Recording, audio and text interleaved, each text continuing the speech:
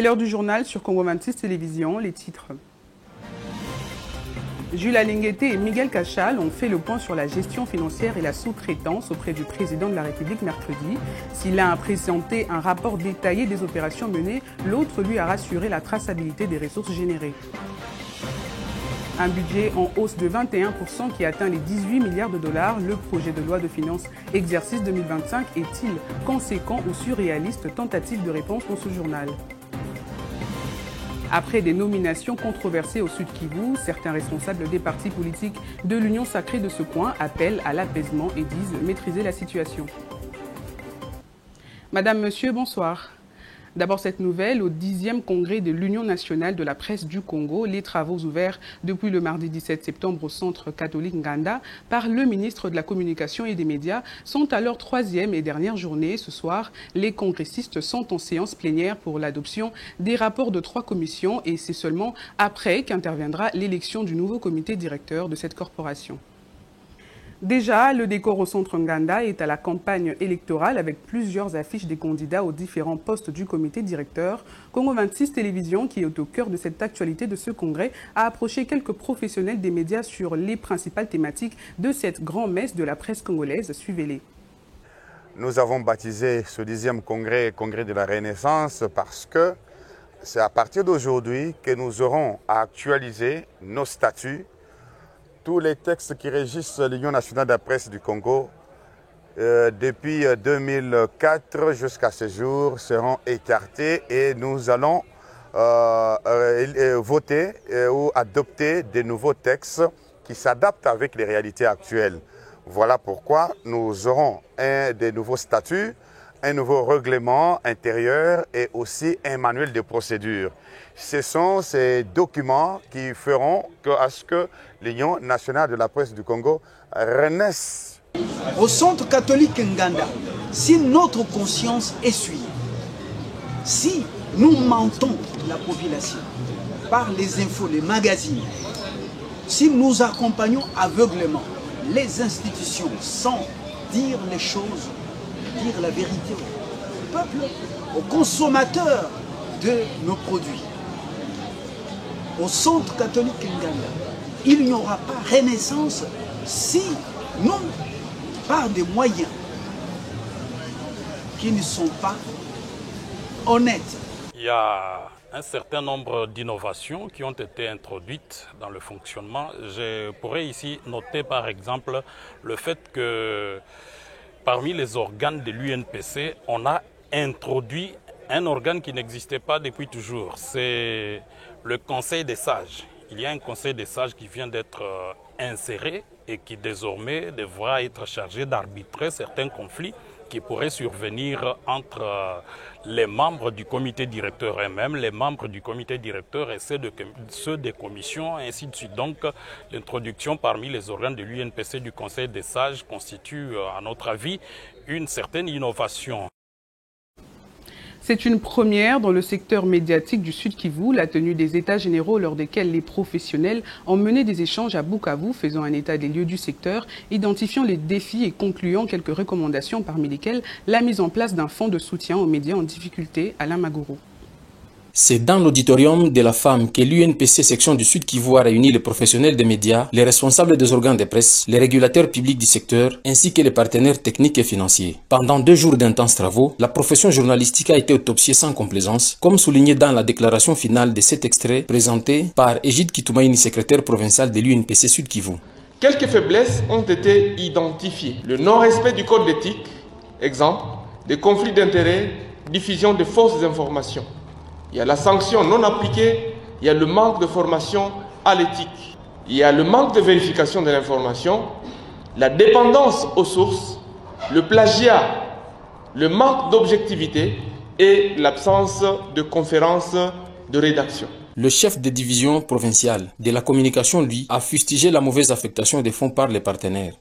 C'est très désolant de constater que ces partenaires, ils ont des millions de dollars et qui disent qu'ils viennent accompagner les médias. Mais moi, j'ai eu la chance de parcourir la province. Et lorsque vous voyez comment les médias de l'intérieur fonctionnent, mais je me dis, Qu'est-ce qu'ils font avec ces millions de dollars? Pour la présidente sectionnaire de l'UNPC Nord Kivu, Rosalie Zawadi, il faut d'abord aimer la profession pour mieux faire. Pour réussir dans cette profession, il faut l'aimer.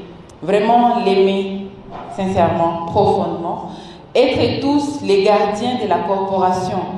Son collègue du Sud Kivu, organisateur principal, Darius Kitoka, a salué une participation active de tous les invités et a promis une deuxième édition. 2 ans après l'élection, il a fallu que nous puissions nous retrouver et parler de notre métier. On a toujours dit que la presse, c'est le 4e pouvoir, mais en réalité, la presse fait le roi et défait le roi. Promouvoir le secteur de la sous-traitance et la lutte contre la corruption en garantissant la bonne gestion des ressources et opérations financières, moteur du développement en RDC, telle est l'urgence d'une audience du chef de l'État accordée mercredi à la Cité de l'Union africaine au patron de l'Inspection générale des finances, IGF, et de l'autorité de régulation de la sous-traitance dans le secteur privé. Reportage.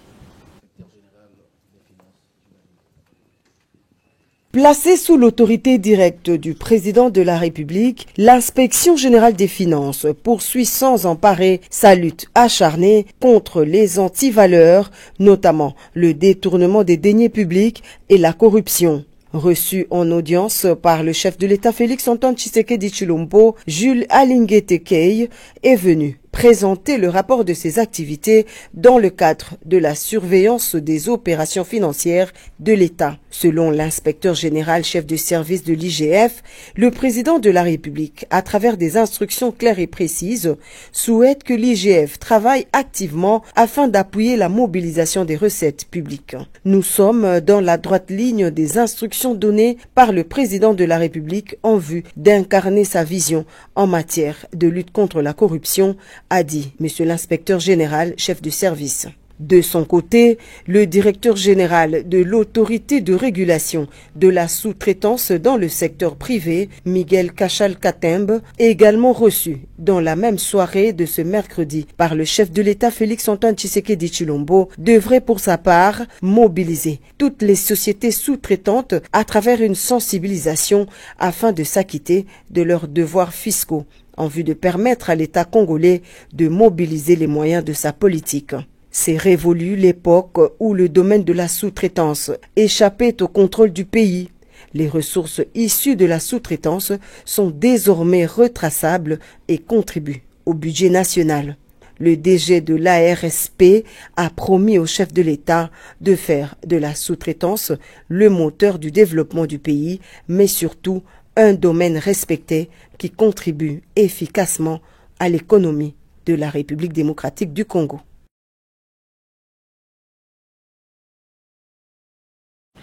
Aussitôt déposé à l'Assemblée nationale, le budget annuel 2025, estimé à 18 milliards de dollars américains, suscite des soucis au sein de l'opinion. Nombre d'analystes fondent leur point de vue sur les exigences du pays en termes des défis à relever. Ces chiffres font peur et invitent le gouvernement à convaincre lors du débat à l'hémicycle devant les élus.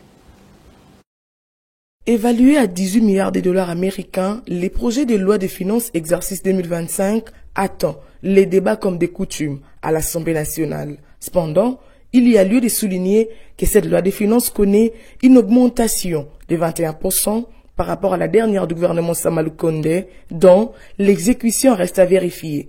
Le Grand Congo par terre est un gourmand au regard des défis auxquels le pays fait face, d'où cette urgence de doter l'État de moyens consécutifs. Heureusement que dans sa générosité, la nature a à son tour mis à la disposition de la République des richesses de tout genre. Ceci dit, les défis du développement du pays n'en seraient pas ainsi, toutes les richesses étaient utilisées à bon escient. La première ministre est placée devant l'obligation des résultats comme ses prédécesseurs malheureusement sortis par la petite porte. S'attaquer aux différents maux qui rongent le pays, résumés en quelques secteurs dont l'éducation, l'économie, la sécurité, les sociales, la santé, les transports, tels repris sous le pseudonyme des 6 axes, est une nécessité. D'où la question de savoir ce que valent les 18 milliards de dollars proposés.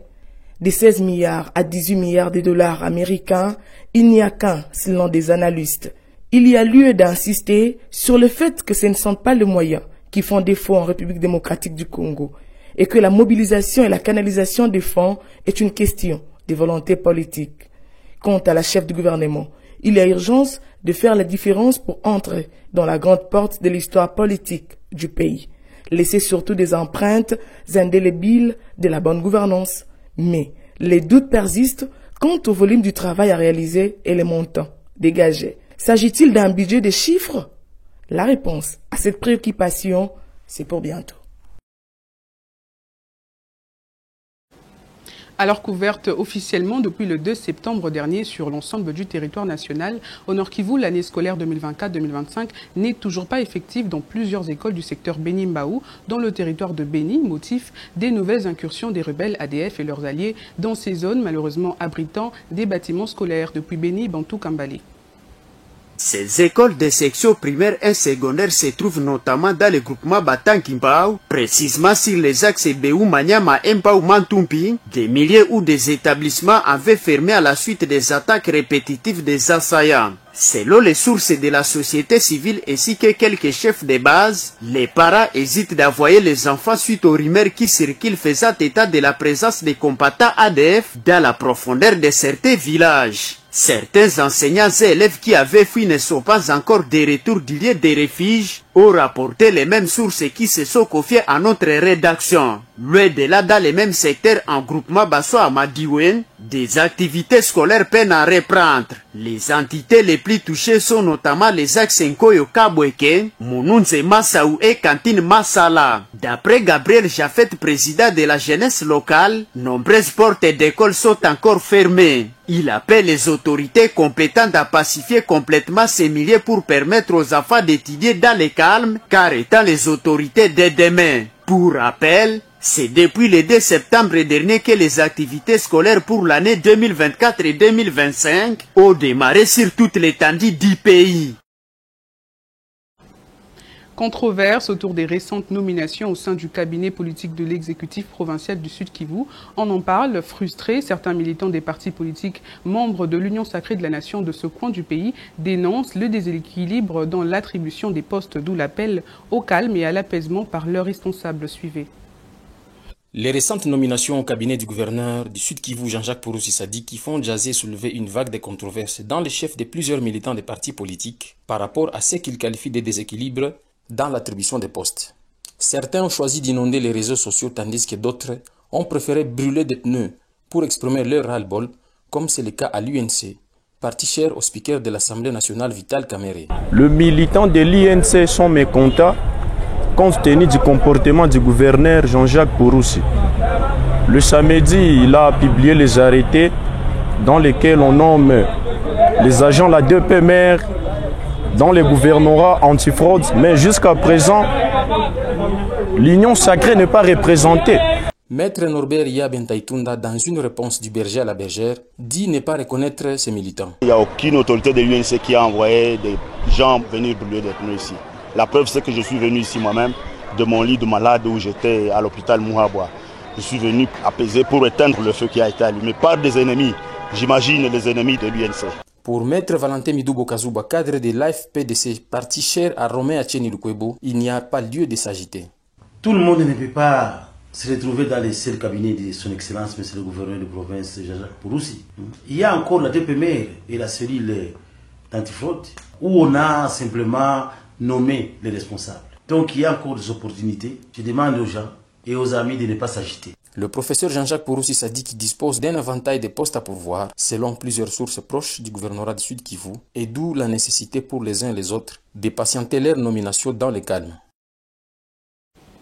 Revenons au Nord Kivu, où un élément Mouzalendo a été condamné à la peine de mort et 2 autres présumés coupables acquittés par manque de preuves. C'est le verdict du tribunal militaire de garnison de Goma, rendu hier mercredi dans le territoire de Nirangongo, faisant suite à une affaire de meurtre de l'élève Christian Baéré de la 7e année secondaire à l'Institut Mugara. Détail avec notre correspondant Primo Pascal Rodeigua. David Bioniki a été condamné à la peine de mort pour assassinat, double tentative de meurtre, 10 ans de servitude pénale principale pour dissipation des munitions et une amende de $50 000 américains. Dans cette affaire, 2 autres prévenus, Bosco Bahati Touagira et le colonel Muzalendo Bakambwe Bosco, connus sous le nom de Rams, ont été acquittés. Sur l'action publique, à la question de savoir si les prévenus Bakambwe Rams, Bahati Touagire Justin et Bioriki David sont coupables des infractions d'assassinat, de tentative de meurtre et de dissipation des missions de guerre, mis à leur charge par la majorité de vote de ses membres, par vote au scrutin secret distinct et successif, le tribunal des séances répond de la manière suivante. Non pour les prévenus Bakambwe Bosco alias Rams et Bahati Touagire Justin, faute de preuve. Oui pour le prévenu Bioïque David. À la question de savoir s'il peut être appliqué à ce dernier une sanction pénale, à la majorité de voix des membres de sa composition et par vote au scrutin secret, distinct et successif, le tribunal répond oui. À la question de savoir s'il y a lieu de retenir en sa faveur les circonstances atténuantes, à la majorité de voix des membres de sa composition, le tribunal répond non. En conséquence, condamne le prévenu Bioïki David à la peine de mort pour assassinat, à la peine de mort pour double tentative de meurtre et à 10 ans de servitude pénale pour dissipation des munitions de guerre, faisant ainsi application de l'article 7 du Code pénal militaire, de retenir que la peine la plus forte soit la peine de mort. Au cours des plaidoiries, le ministère public a indiqué que ce procès servira de leçon pour éviter d'autres barbaries de ce genre dans la communauté. Ce journal est terminé. Je vous en rappelle ses principaux titres. Jules Alingueté et Miguel Cachal ont fait le point sur la gestion financière et la sous-traitance auprès du président de la République mercredi. Si l'un a présenté un rapport détaillant des opérations menées, l'autre lui a rassuré sur la traçabilité des ressources générées. Un budget en hausse de 21% qui atteint les 18 milliards de dollars. Le projet de loi de finances exercice 2025 est-il conséquent ou surréaliste? Vous avez eu une tentative de réponse dans ce journal. Après des nominations controversées au Sud Kivu, certains responsables des partis politiques de l'Union sacrée de ce coin appellent à l'apaisement et disent maîtriser la situation. Merci de nous avoir suivis, merci de nous avoir choisis. Bonne suite de programme sur Congo 26 Télévision.